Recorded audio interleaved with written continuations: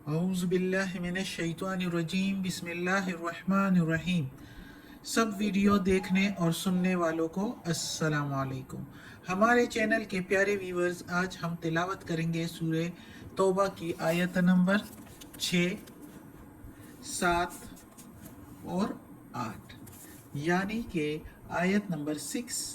7 and 8 इंशाल्लाह तिलावत करेंगे तर्जुमा के साथ और तफसीर के साथ। तो चलें शुरू करते हैं आज का सबक। लेकिन शुरू करने से पहले चैनल को सब्सक्राइब करें, बेल नोटिफिकेशन को ऑन करें ताकि अगली वीडियो आपको आसानी से मिलती रहे, और हो सके तो शेयर भी करें ताकि ज़्यादा से ज़्यादा लोग देखें, आपको भी सवाब मिले और मुझे भी। तो चलिए अब शुरू करते हैं आज का सबक। औज़ु बिल्लाहि मिनश शैतानिर रजीम बिस्मिल्लाहिर रहमानिर रहीम। व इन, और अगर, अहदुन, कोई एक, अहदुम मिनल मुशरिकीन इस्तजारका, अगर कोई एक में से मुशरिकीन पनाह मांगे तुझसे, यानी इसका मतलब है कि अगर मुशरिकीन में से कोई शख्स पनाह मांगे तुझसे, यानी मुसलमानों से जंग के दौरान, फाजिरहु,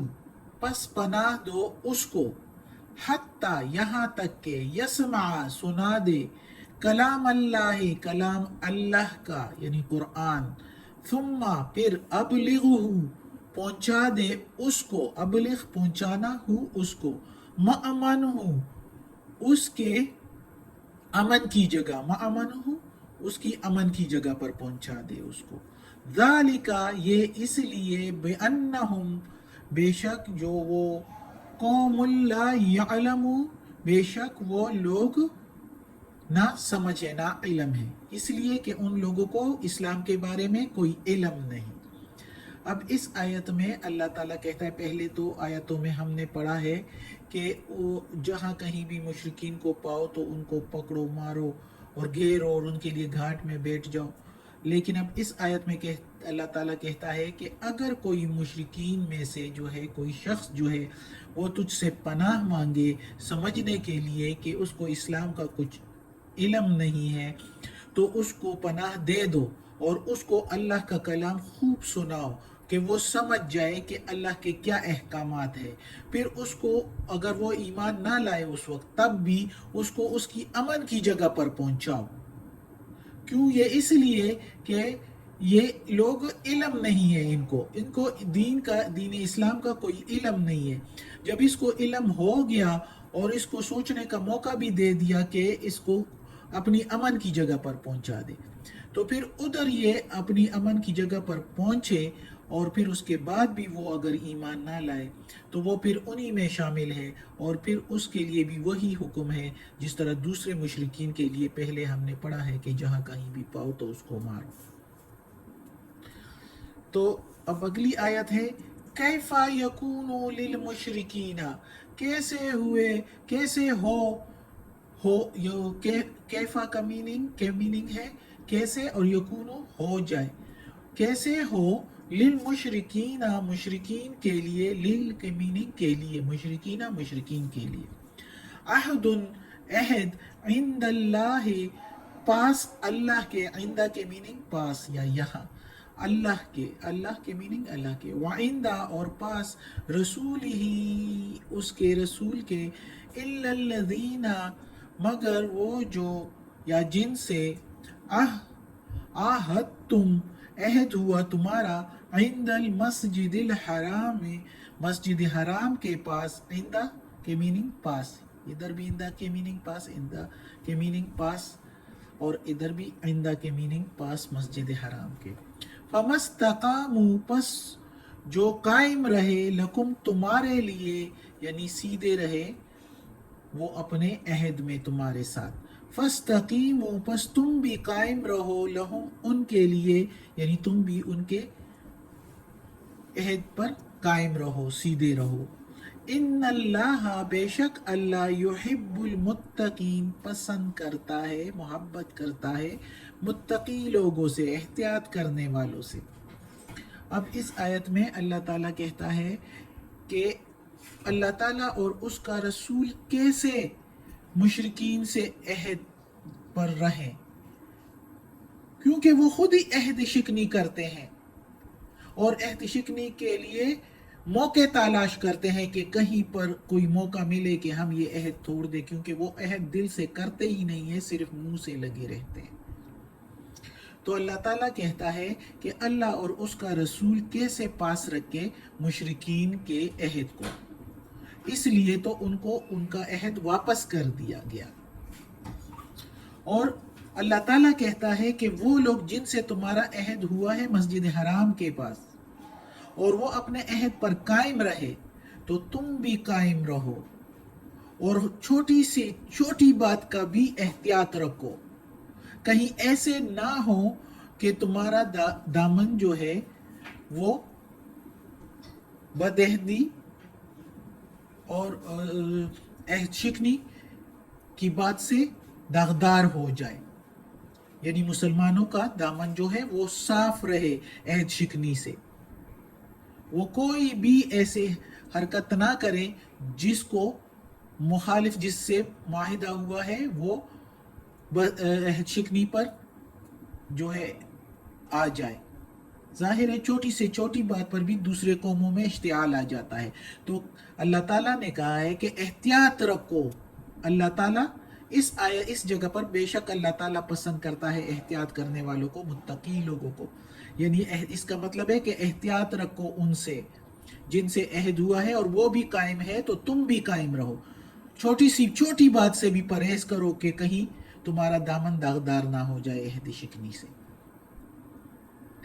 तो ये जब वो सन 9 हिजरी में ऐलान हुआ था कि अल्लाह ताला और उसका रसूल जो है वो बरी ज़िम्मा है सबके साथ जो अहद हुए हैं, क्योंकि वो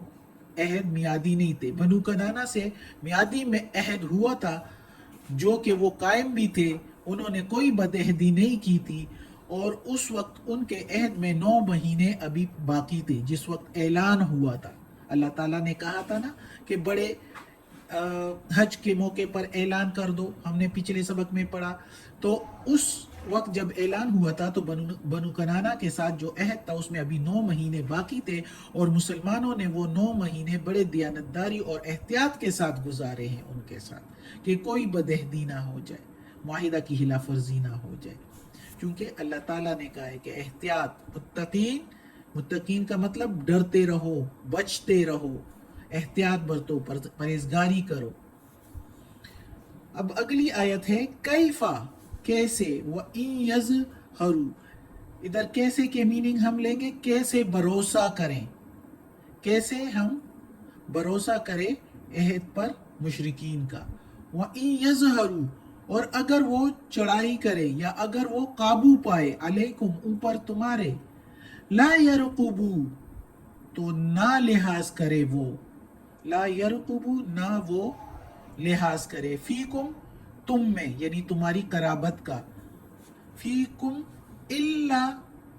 इल्ला वला जिम्मा, और ना ही तुम्हारे अहद का, जिम्मा यानी जिम्मेदारी, यानी तुम्हारे अहद का कोई भी वो परवाह करे अगर उनको मौका मिल जाए। युरदूनकुम, वो राजी करते हैं तुमको, बिअफ़वाहिहिम, साथ अपने मुंह की बात से, बिअफ़वाह, मुंह की बात, हिम उनके, वतअबा, और वो इनकार करते हैं, कुलूबुहुम, अपने दिल में, उनके दिलों में वो इनकार करते हैं, नहीं मानते, व अक्सरुहुम, और अक्सर उनमें से, फासिकून, फासिक है, यानी मुआहिदा करके तोड़ने वाले, उस पर कायम नहीं रहते, मुंह से कह के भी अमल पेरा नहीं होते।